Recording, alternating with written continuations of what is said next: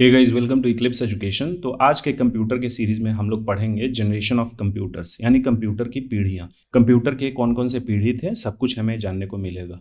तो यहाँ मैं बता दूं, ये कंप्यूटर का सिलेबस है, इसी बेसिस पे हम लोग चल रहे हैं। हमारा जो कंप्यूटर लेक्चर है, जो लोग चैनल पे नए हैं उनको मैं ये बार बार इसीलिए बताता हूँ ताकि उनके समझ में आ जाए कि कौन कौन सा लेक्चर हो गया है और कौन कौन सा होने वाला है।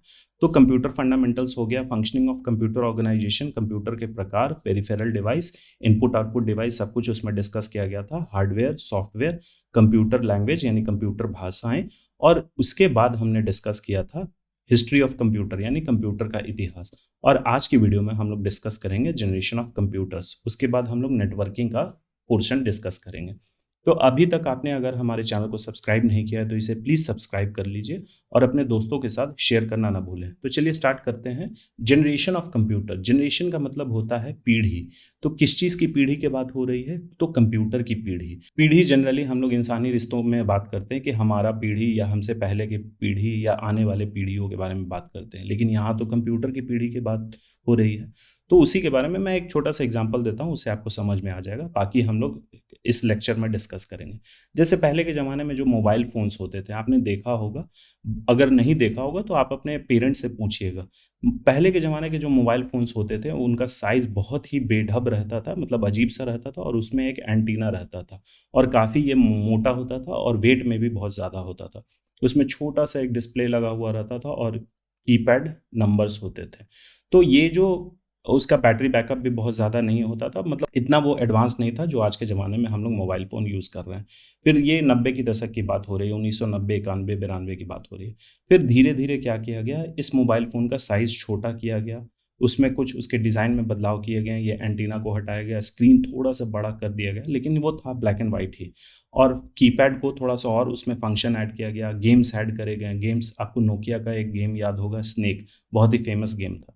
फिर धीरे-धीरे क्या किया गया, इसे भी और पतला किया गया।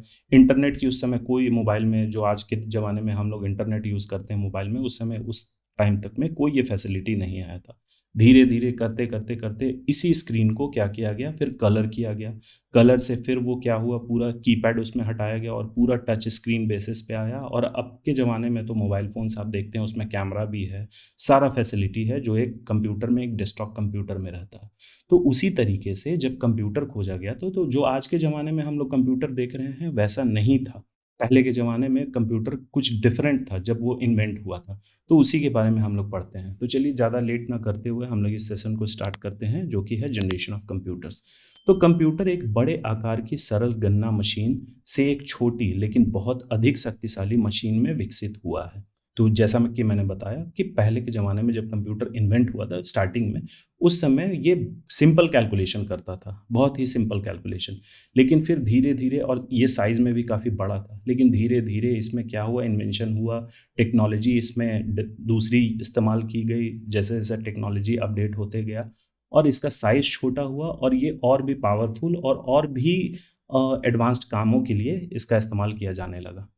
तो वर्तमान स्थिति में कंप्यूटर के विकास को कंप्यूटर की पीढ़ियों के संदर्भ में परिभाषित किया गया है। मतलब कि अभी वर्तमान स्थिति में 2024 में जो हमारे सामने कंप्यूटर हम लोग देख रहे हैं, वो उसका डेवलपमेंट हुआ है। ऐसा नहीं कि शुरुआत से ही इसी तरीके का कंप्यूटर रहा है।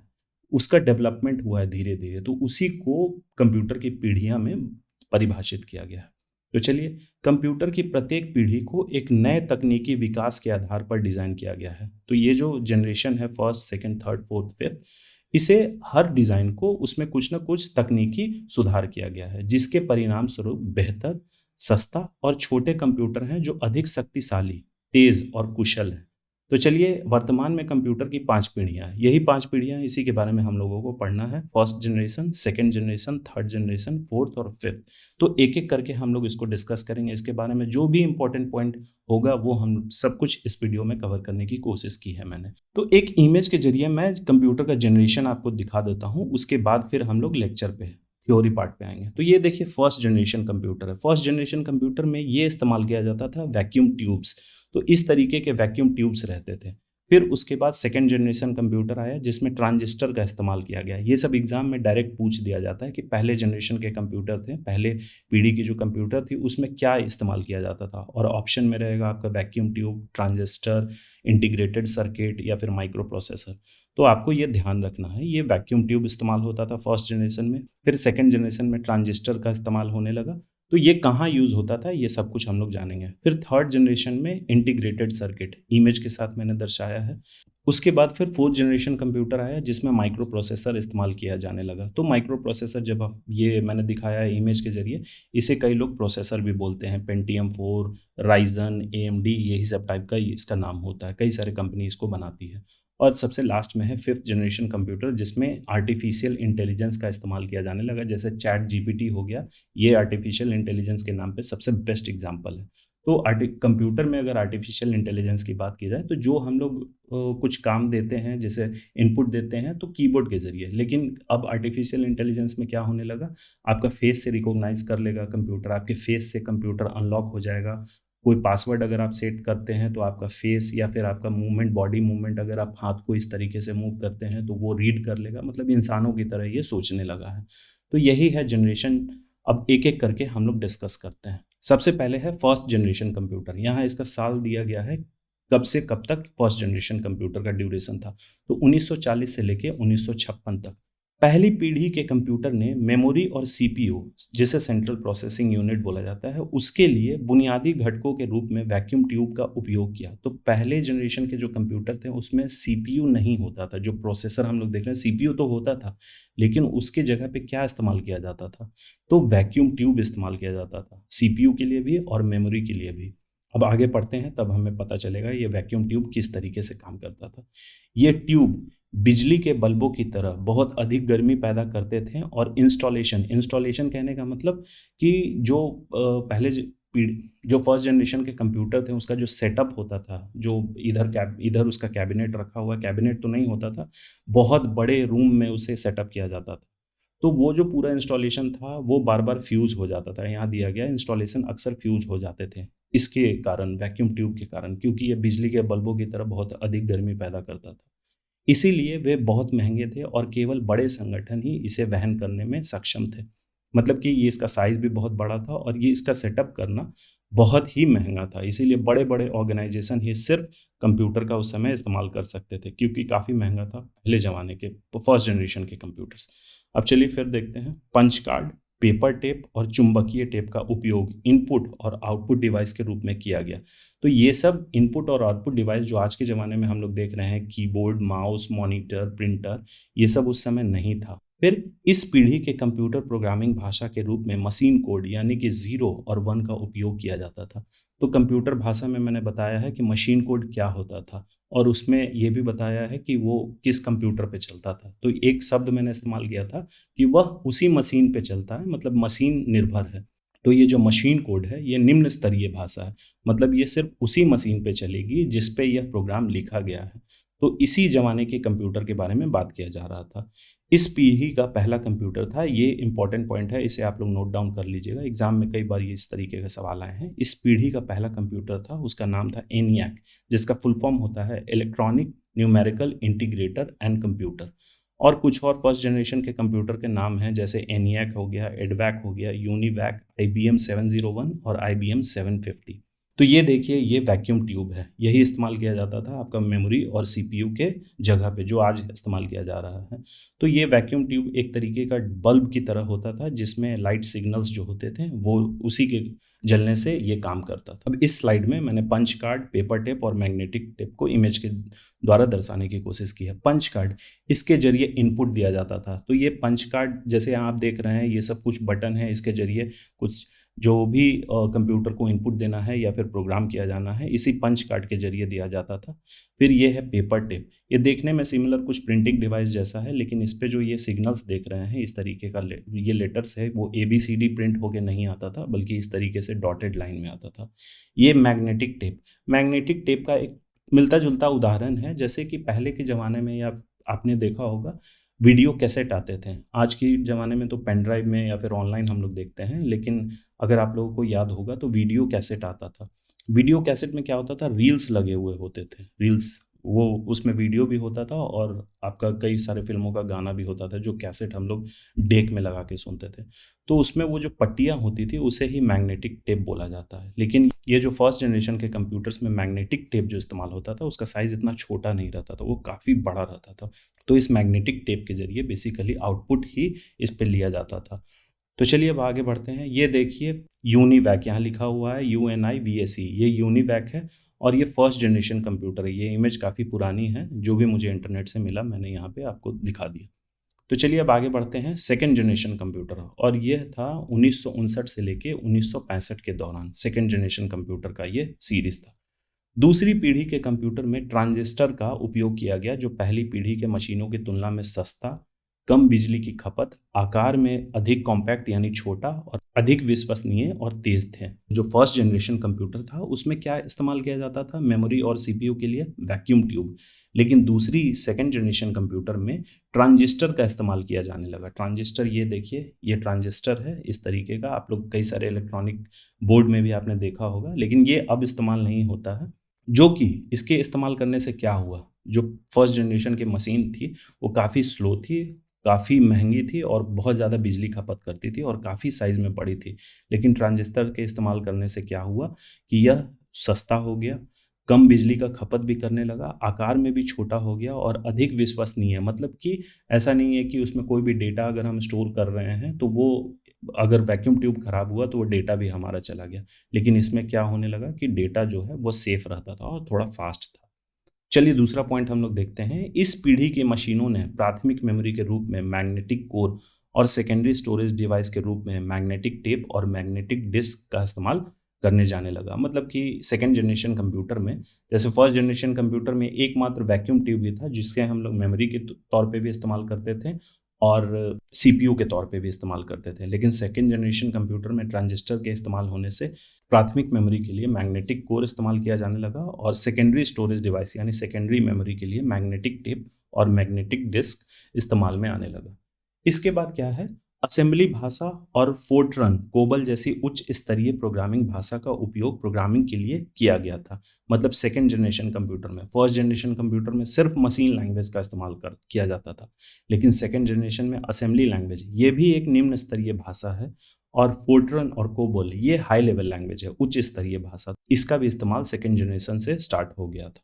अब चलिए सेकेंड जनरेशन कंप्यूटर के कुछ एग्जाम्पल हम लोग देखते हैं। IBM 1620, IBM 7094 और यूनिवैक 1108। अब यूनिवैक फर्स्ट जनरेशन में भी था और यूनिवैक सेकेंड जनरेशन में भी है, लेकिन इसके आगे जो नंबर दिया गया है इसी से ये पता चलता है कि यह सेकेंड जनरेशन का है, तो आप लोग कंफ्यूज मत होइएगा।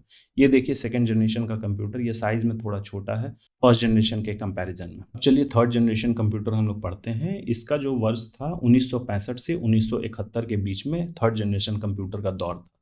तो तीसरी पीढ़ी के कंप्यूटर ने ट्रांजिस्टर के स्थान पे एकीकृत परिपथ यानी कि IC इंटीग्रेटेड सर्किट का उपयोग किया।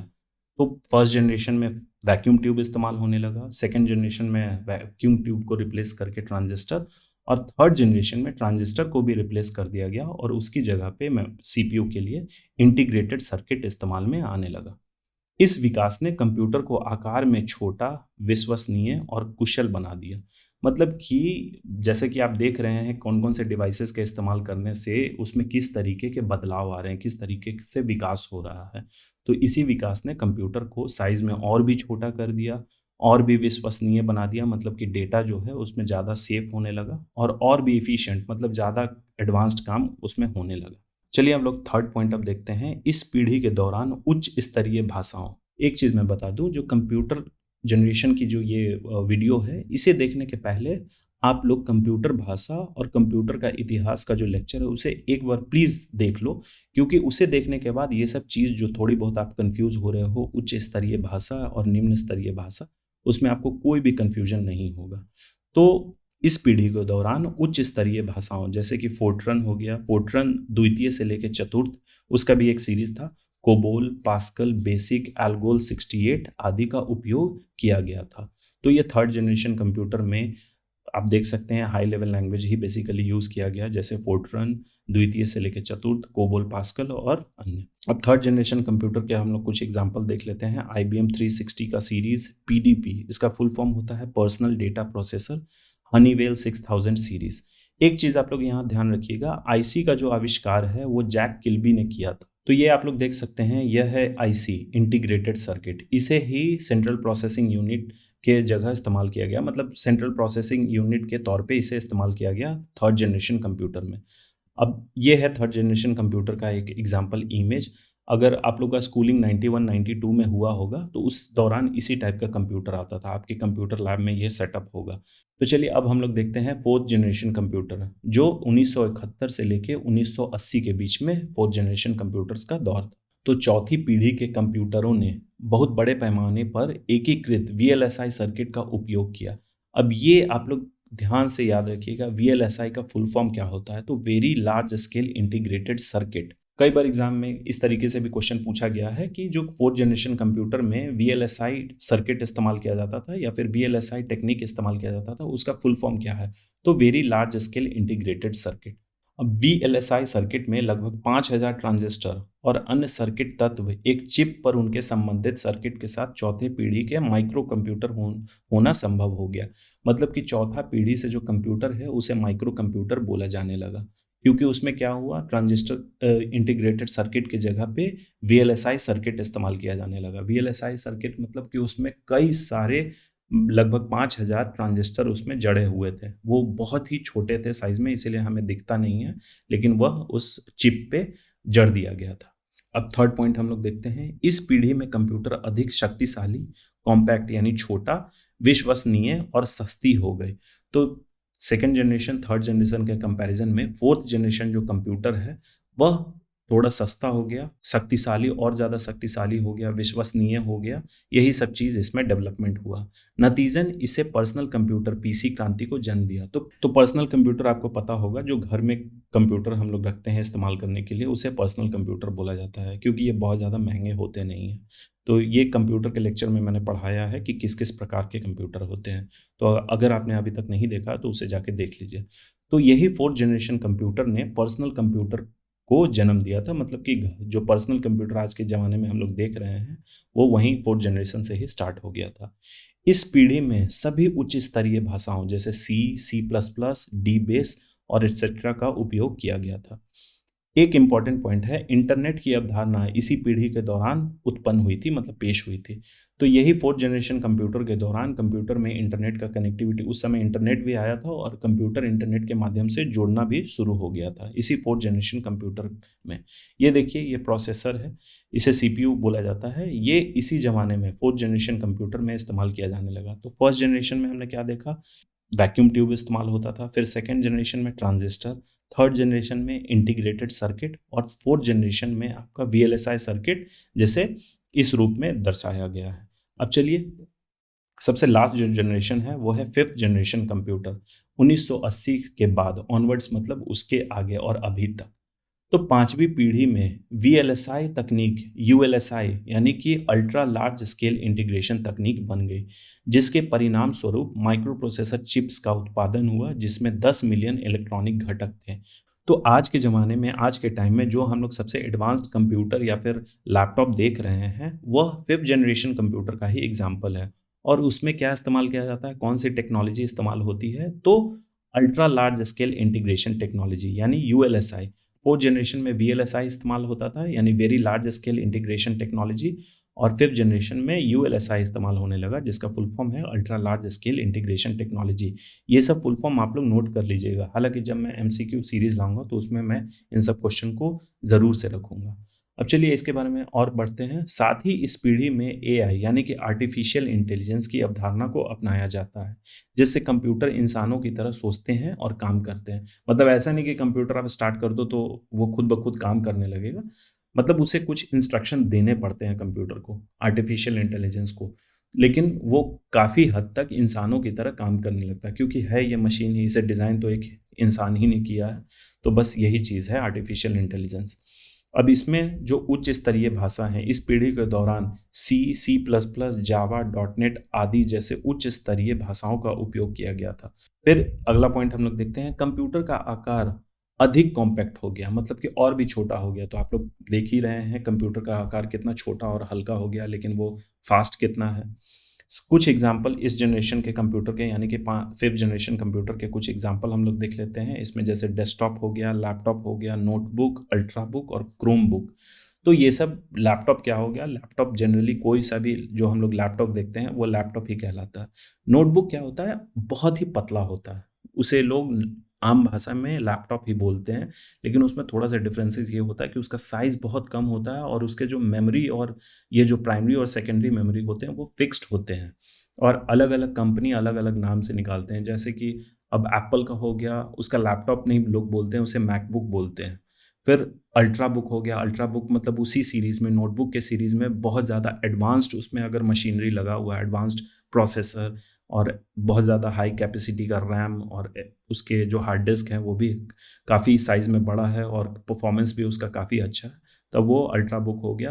क्रोम बुक भी कुछ वैसा ही रहता है। तो चलिए, यहाँ तक अभी हमने कंप्यूटर के जनरेशन में फर्स्ट जनरेशन से लेके 5th जनरेशन के बारे में देखा और उसमें किस तरीके के टेक्नोलॉजी इस्तेमाल किए गई और वही टेक्नोलॉजी का जैसे जैसे डेवलपमेंट हुआ कंप्यूटर में उस तरीके से जनरेशन का भी विस्तार हुआ।